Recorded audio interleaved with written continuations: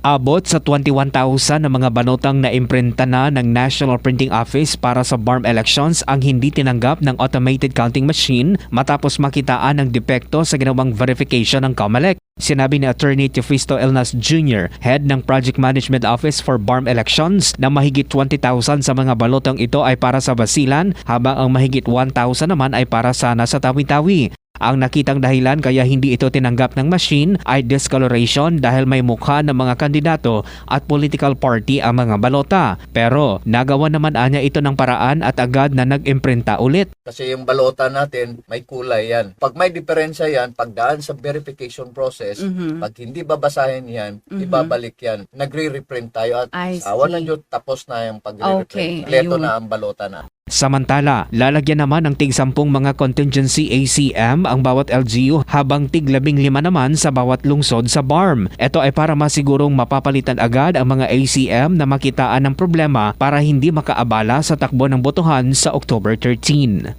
Mark Anthony Tayco, NDBC Bida Balita.